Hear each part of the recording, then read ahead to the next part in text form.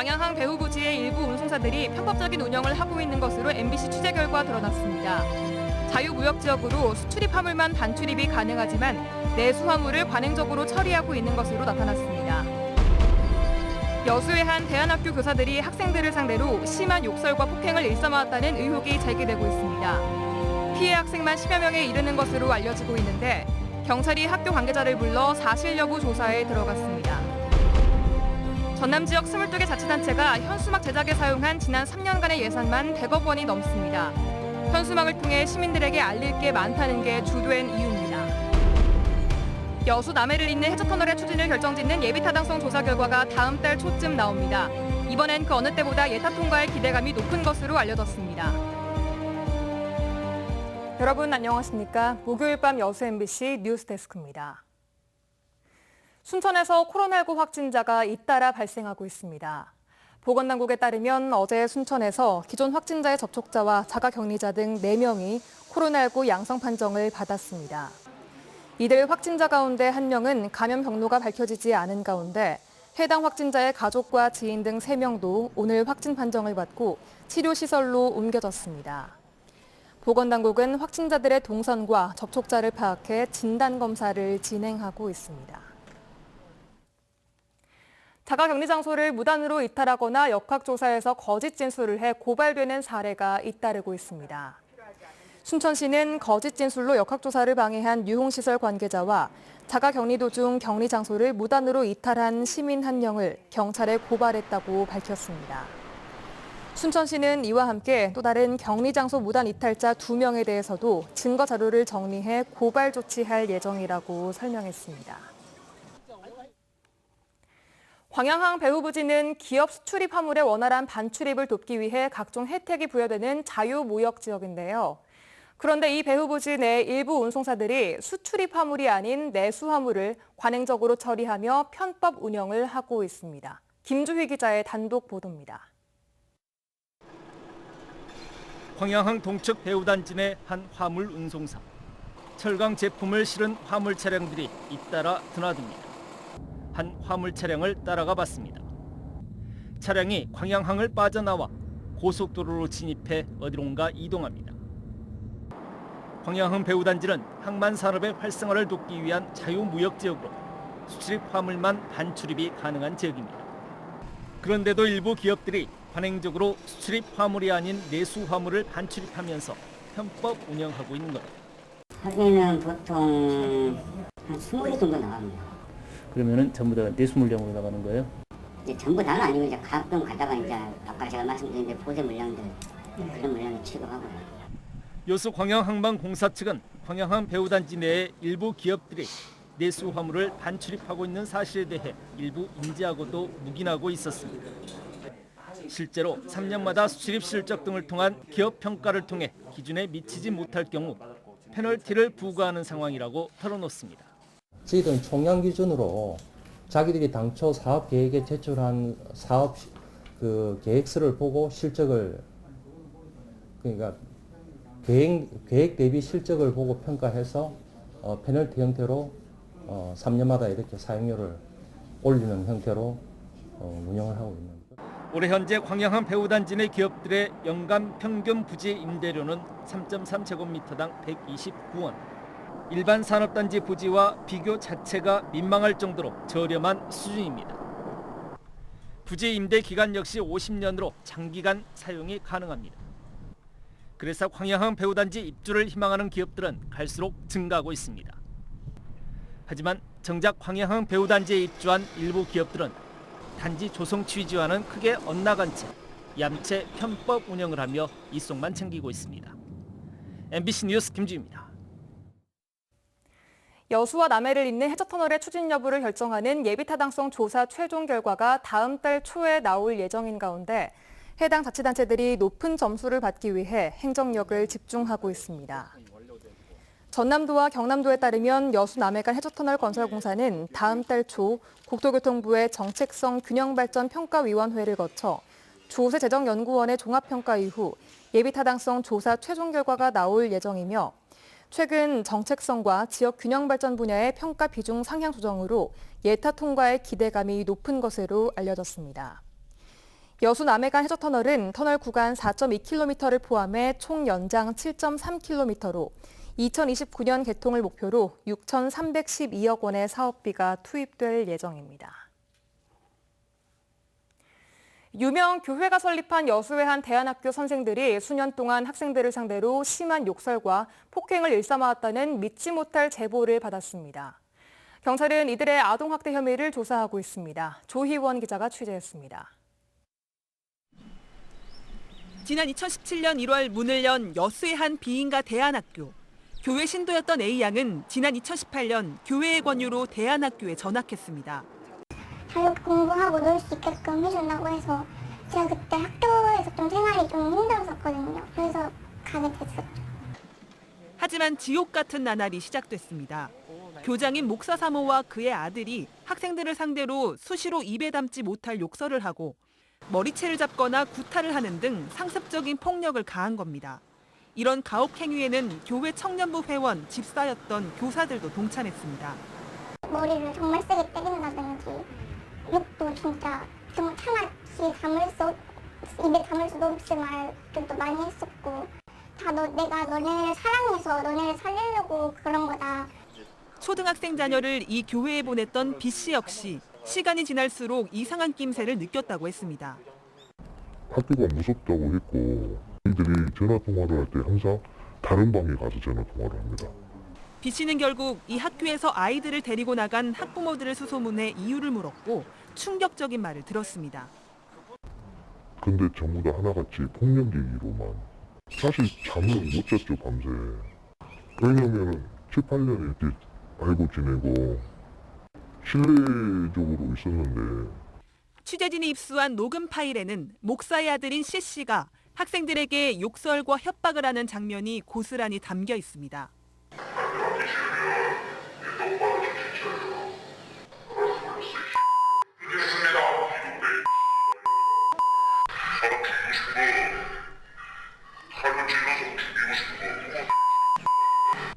취재진은 교회 측의 해명을 듣기 위해 학교와 교회를 방문하는 등 여러 차례 연락을 시도했지만 답변을 듣지 못했습니다.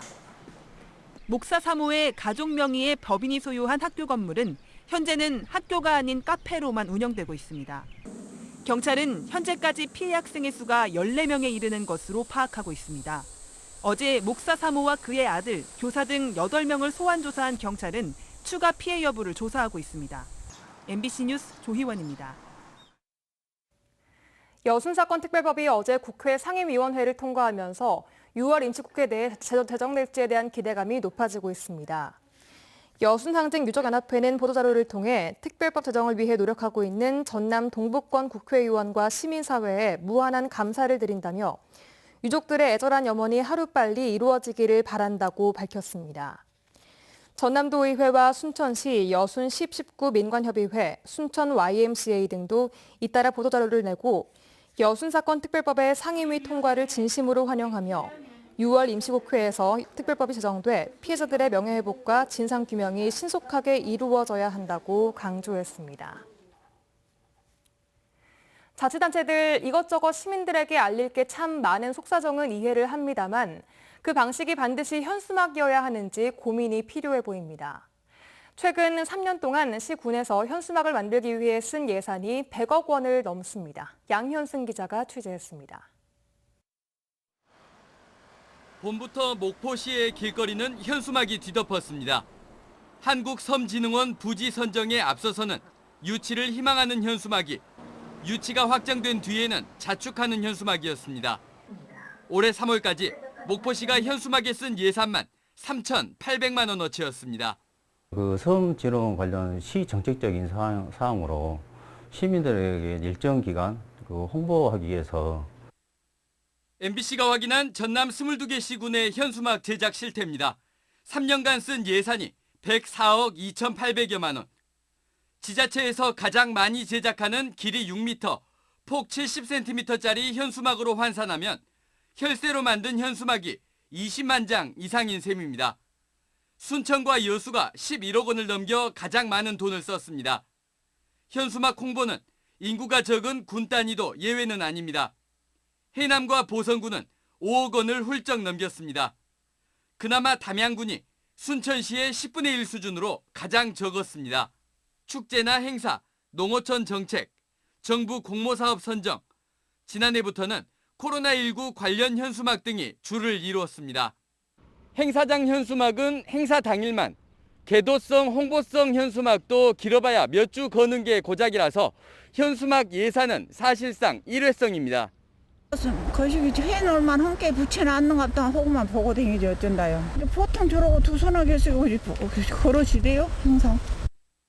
전남의 재정 자립도는 평균 27%로 전국 최하위. 필요 이상의 자화자찬, 홍보성 현수막에 너무 많은 혈세를 쓰고 있는 건 아닌지 의문입니다. MBC 뉴스 양혜승입니다. 제28차 UN 기후변화협약 당사국 총회 COP28의 남해안 남중권 유치에 대한 개최 타당성 확보와 유치 전략을 발굴하기 위해 오는 10월까지 연구 용역이 추진됩니다. 여수시와 전라남도 도의회와 시의회는 오늘 여수 세계박람회장 컨벤션 센터에서 COP28 유치 전략 발굴과 제안서 작성을 위한 연구 용역 중간보고회를 갖고 올해 안에 COP28 관련 학술 행사와 함께 유치 전략을 보강하는 등 남해안 남중권의 유치 타당성 확보와 유치 전략 발굴에 대한 의견을 교환했습니다. 이번 연구 용역은 시도비 1억 7천여만 원의 예산으로 경희대학교 산학협력단에 맡겨 오는 10월까지 진행될 예정입니다. 여수시와 GS칼텍스가 적극 협력해 수소 밸류체인 구축에 박차를 가하기로 했습니다. GS칼텍스와 한국동서발전 여수시는 오늘 여수시청에서 수소경제 활성화와 탄소 중립을 위한 투자 협약을 체결하고 수소 연료전지 발전소 구축과 탄소 포집 활용 기술의 실증, 상용화 사업 진출, 인허가 등 행정적 지원에 상호 협력하기로 했습니다. 이에 따라 GS칼텍스는 한국동서발전과 함께 1,000억 원을 투자해 여수 호남화력발전소 내 유휴부지에 2023년까지 15메가와트 규모의 수소 연료전지 발전소를 건설하게 됩니다. 도로가와 주택의 사고 위험이 있어 보입니다.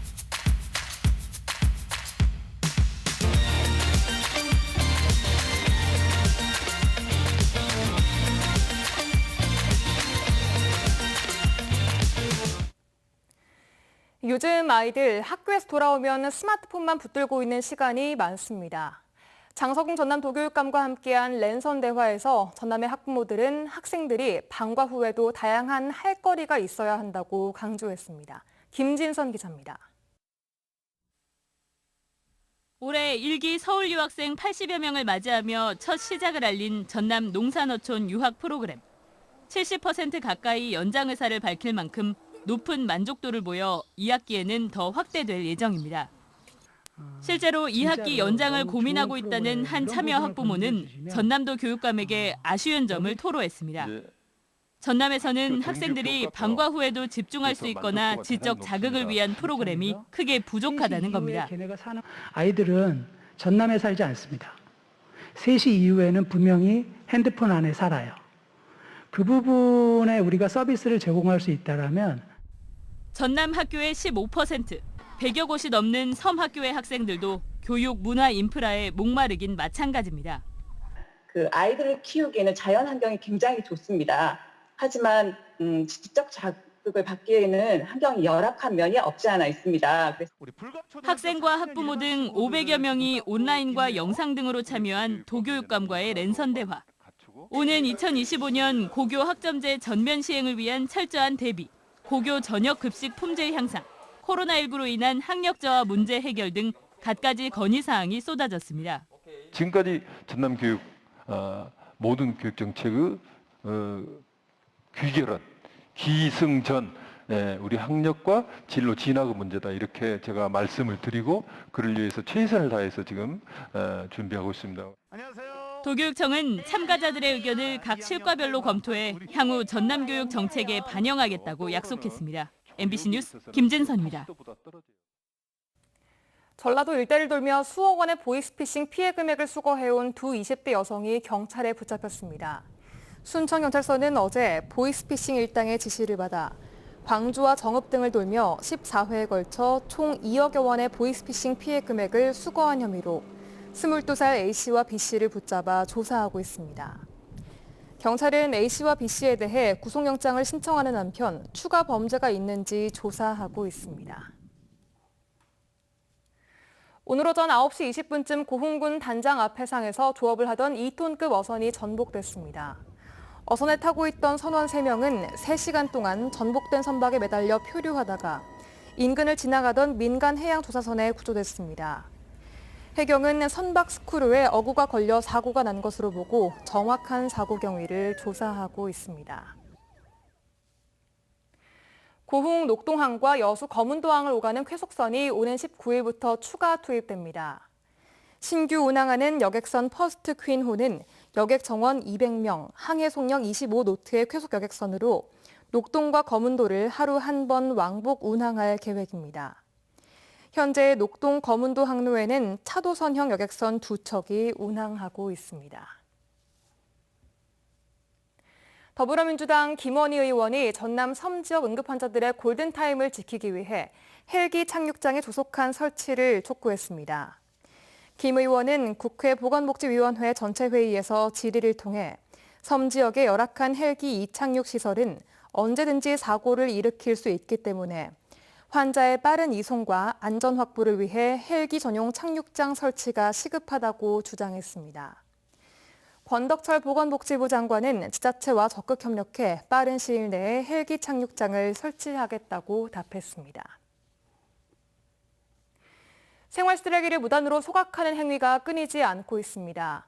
전남소방본부와 전남경찰서는 비닐과 스티로폼 등 생활 쓰레기를 무단으로 소각해 대기오염 물질이 다량 배출되고 산림 인접 지역 소각 행위로 산불 위험도 높다며 농가에 자제를 당부했습니다. 지난 10년 동안 도 내에서 발생한 산불 552건 가운데 24%는 쓰레기와 논밭두렁을 소각을 하다 발생한 것으로 나타났습니다. 포스코 광양제철소가 제18회 세계 헌혈자의 날을 기념해 헌혈 기부문화 조성에 앞장서 온 공로를 인정받아 보건복지부 장관 표창을 수상했습니다. 광양제철소는 이번 표창 수상으로 지난 2015년도에 이어 2번이나 세계 헌혈자의 날 표창을 수상하게 됐습니다.